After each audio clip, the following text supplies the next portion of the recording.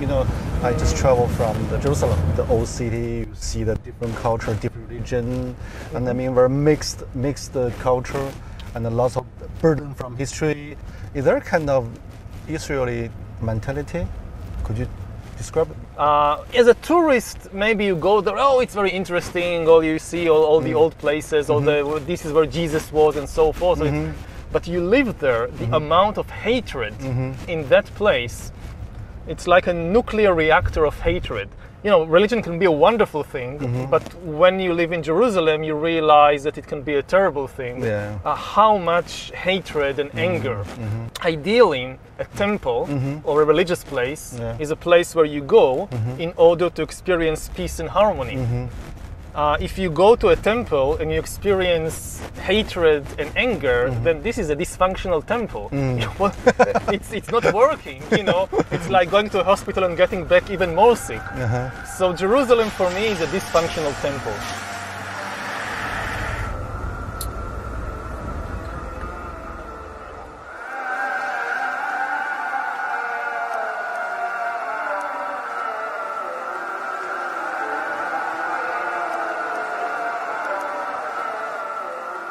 How this kind of things shape your mind, shape your... The influence on me, if this is what you ask, it obviously has an impact. I mean, if you live in a place like Silicon Valley, maybe you can have this kind of utopian vision of a world governed by science and by rationality and things like that. But if you live in the Middle East, it's obvious to you that you cannot escape this tension, because all around you, people are killing each other because of their belief in fictional stories. So it's very clear to you that fiction is an extremely powerful thing. My house, the village where I live, is exactly middle of the way between Tel Aviv and Jerusalem. On the one hand, I'm very connected to this world of Tel Aviv. Modern technology, modern technology, high tech, all that. And on the other hand, very connected to Jerusalem with all the religion and mythology and especially this is why I think much of my writing and scholarship is about this tension between the modern world of the 21st century and artificial intelligence and all that, and on the other hand, the still great impact of all these mythologies and fictional stories and religions. When did you notice the tension? When did you notice the hatred of religions and I think only when I left Israel and I went to do my PhD in Oxford, then I realized how much tension there is in the place where, when you're born into it, you think, well, this is how the world is. And only when you go out, you realize, no.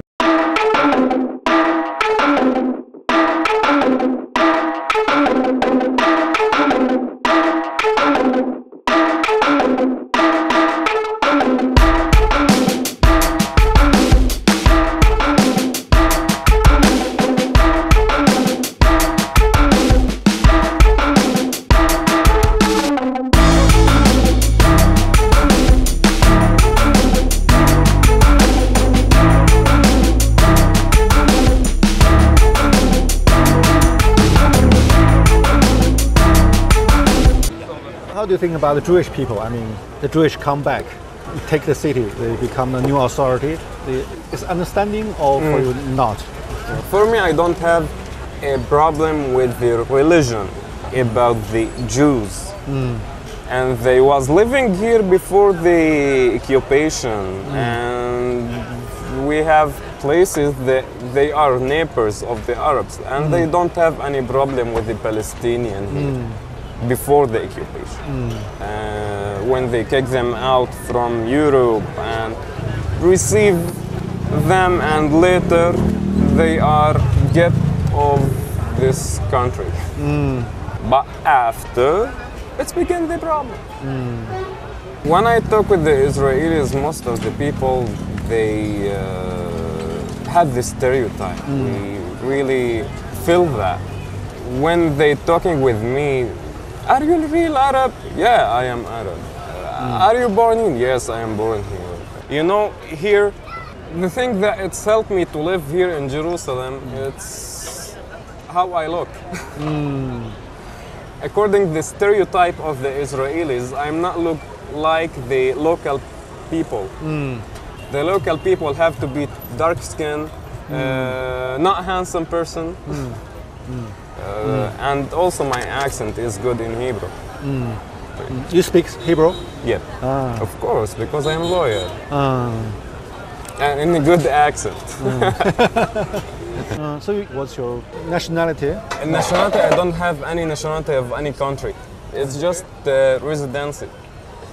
If I pass something, if I travel more than 3 or 7 years out of Israel, so they can get the ID, my ID. It's mean they can kick me out anytime. Like that we live. Do you have any solution? I mean, Actually, I don't see any solution. I am born here and I love this country. I will not pass to anywhere.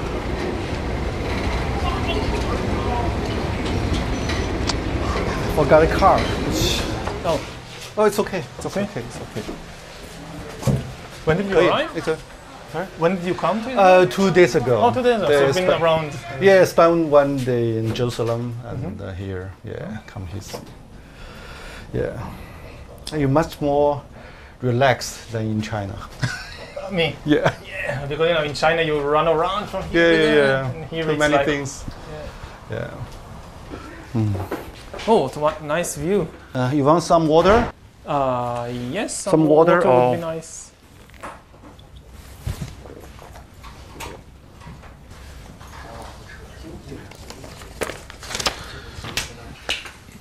Tell me more about, I mean, your self-searching in Oxford, your life, your thinking, your mentality, how the change happened. Yeah. How the change happened. Yeah. Well, I went to Oxford to do my PhD on military history. I was always very interested in the big questions of life. Yeah. What are we doing here, and what is the meaning of life, and what is the source of suffering in the world, and things like that. But I got the impression that you couldn't really engage with these questions in the academic world. The academic world is kind of pushing you to focus on more and more narrow and specialized questions. On a parallel track, I'm personally very engaged and interested in these big philosophical questions. Big tension for you. Yeah, when I got my tenure at the university, I felt that, okay, now I'm kind of secure. Now they can't do anything to me. I'm some terrible crime, like you murder the dean or something, they can't touch you. Yeah, yeah. So I try and reconnect the two tracks with these big questions about humanity and about life. I guess it was luck had something to do with it, but it was very successful. In the 20th century, there are some historians also ask big questions like Arnold Toynbee, H.G. Wells. How this kind of tradition shaped you? I mean, Influenced me. Yeah. The biggest influence on me, I think, was from Jared Diamond. Jared Diamond. He was a specialist in birds. Yeah. Yeah. He was the one who came and kind of showed the historians, look, you can do these things to, like, looking at humans from a bird's eye view. From bird to bird view. Yeah. So, if comparing Jared Diamond, what's your advantage and disadvantage of your books? Their strength compared with me is that I don't really have any background in biology. But if you just know biology, if you just understand evolution and you know everything there is to know about humans, you can now explain human history. I don't think that this can work because human history also has a very important ingredient of culture, of ideas, of stories, of fictions, and this is kind of my specialty, the exploration and understanding of fictions and mythologies and stories and their immense impact on human history.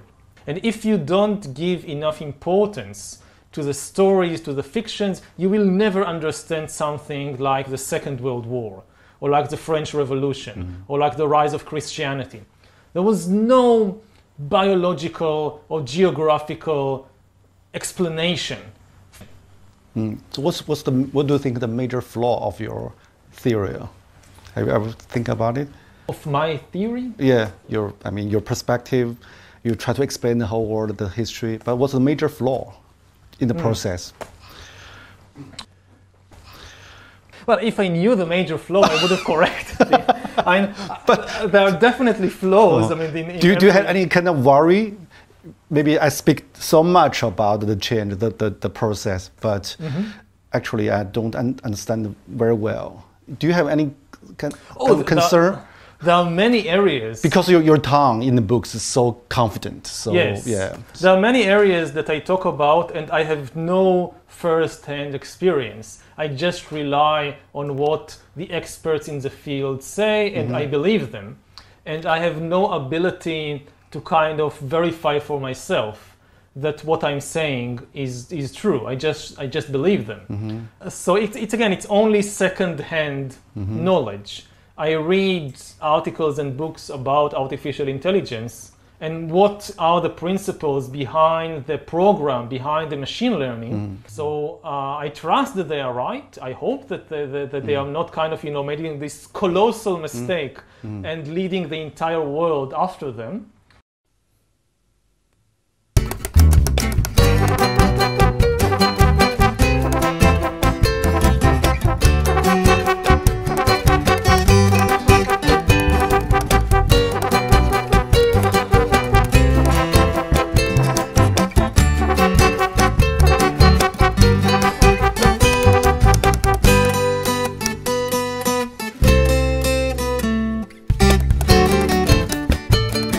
Okay, come, welcome.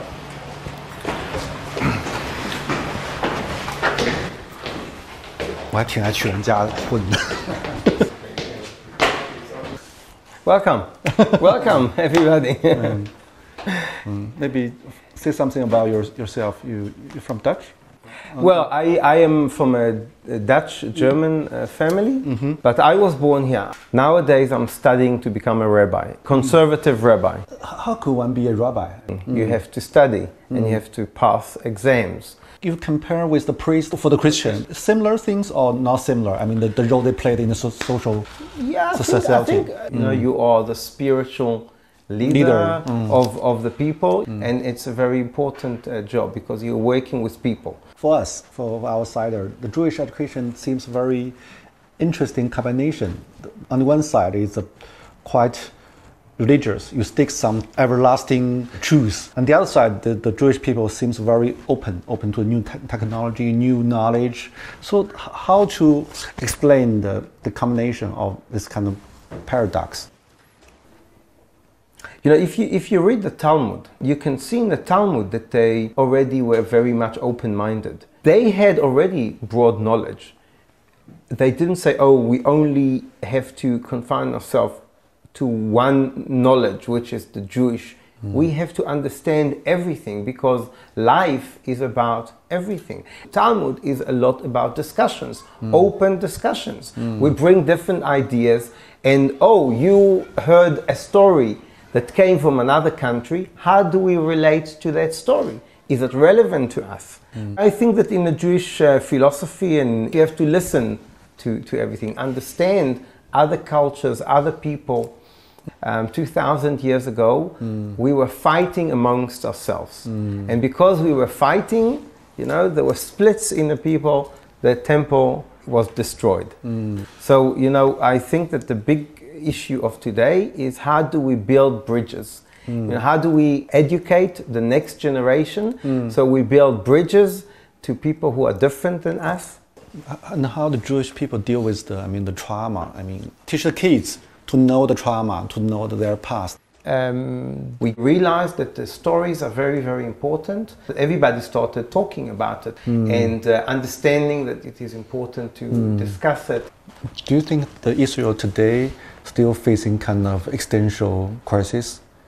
I want to believe that not. I think that, look, there are people in the world that say that they want us to disappear. But I don't think that, practically it's possible. But human beings are not always predicted. What we learn from history is that human beings, that people, never learn from history. So history can often repeat itself because we just don't learn. So we don't look with open eyes of what happened only a few years ago and say, okay, let's do it differently. So I don't know. I don't think that we are today on an immediate threat. But of course, Israelis feel that there is a threat. But I hope and I believe that we are strong enough and we'll be okay.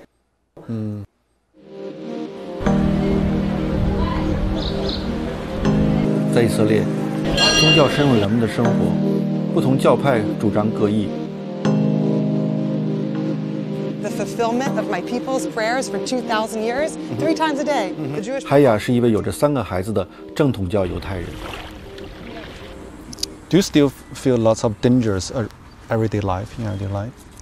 You know, there was a time when there were a lot of car rammings going on in Jerusalem where terrorists would ram their cars into children. That was a scary time. My kids would go to school in the morning and I would literally cry with fear. That's not been happening in the past couple of years, so it's a quieter time right now. So I don't feel fear. I let my kids roam around freely. From your point of view, how to settle the huge conflict between Israel and Palestine is possible? I mean, during so long time. Right. I think with the consciousness that we have today, it's not so possible. We need to be doing that work on ourselves personally and inside of ourselves. You know, I'm a therapist. I do couples workshops, where it's about working on communication. So I think we need to be communicating more with our enemies and working through it via communication. If the city is a patient, Yeah. how to describe the psychological problem or maybe mental disorder for the city? You know, it's interesting we're having this interview today. Today is the National Day of Mourning. There's all sorts of things that we do today to enter into a consciousness of mourning for all of the pain of the world. 2,000 years ago, our people had senseless hatred. We hated for no good reason. We hated our brother, we hated our cousin, we hated. And for that, our national story goes, our temple was destroyed and the Jewish people were dispersed all over the world because we could not love each other. That's our psychological ailment is hate. And so the fixing of that is going to be love. It is love. Senseless love. What does that mean and how do we do that is a whole other question, but I think just having that awareness, and we're trying to learn how to love senselessly. Wow. I know that seems like a little bit like theoretical maybe, but I think it's true. I think that's where we have to start. So in your book, you also mention about the global meaning crisis. Actually, people don't know who they are and they lost identity. So how to cope with it, from your point of view? How to deal with the phenomenon? We can't come back. We can't go back. We can't go back. This should be very clear. Yeah, we must create new. Yeah, what's new? What's the new meaning? I think always the key is to get to know ourselves better. When people ask what is the meaning of life, they usually expect to be told some story about the universe, which gives them some role to play. You have the Jewish story, the Christian story, the national story, but all these stories are false because the universe doesn't work as a story. It exists today in the world. Not Israel, not Japan, not Greece, not Egypt. None of them existed 5,000 years ago. Humans coming out of Africa, the first cave art, the farming, the invention of farming, of agriculture, the invention of writing, of money, the first cities. All these things happened long before any of the nations that today exist appeared. So none of them offers you an eternal truth. And I think that what the real answer to this search for meaning is leave all these stories aside. And the key thing is to really understand the reality about yourself. So there are many tools to do it, from meditation to the tools of science, that to really explore what is the body, what is the brain, what is happening within me. If you really know the truth about yourself, I don't think that you need any of these stories anymore. So you say you must create your own story. No, you don't create your own story. You search for the truth about the reality about yourself. But you said the whole history is about story, but how to see the reality. But people never live in the kind of true reality, mostly fictional. Yes, as I said, in order to live in society, in order to have a functioning social order, you must have all these kinds of stories. They're useful as tools. You cannot build societies without a story in which people believe. But it's the same in the case of entire nations and religions. You can't organize millions of people together if they don't agree on some common story and common laws. So we need these things. But they are just tools. They are not the ultimate reality. If you mistake these imaginary stories for the ultimate reality, then you will never know the truth about yourself, and you will start usually sacrificing people for the sake of imaginary story, like what is happening in the Middle East all the times. 它算一种启蒙啊，让你想这些问题 ，AI 什么问题，但是大部分情况下大家不会真的想嘛，大家只是盲从某种新的说法而已，新的流行而已，它不是催促你更复杂性的思考，或者说要面对自己的很多问题，它更像是一种抚慰剂的方式。启蒙还是要很多自我发现的觉醒。你看那个乌鸦在上面，下面卧虎藏龙，哇，好漂亮！你从建筑形上显然它是有点博采众长，就有点和像他要把其他的宗教大同是吧？完全大同在这里。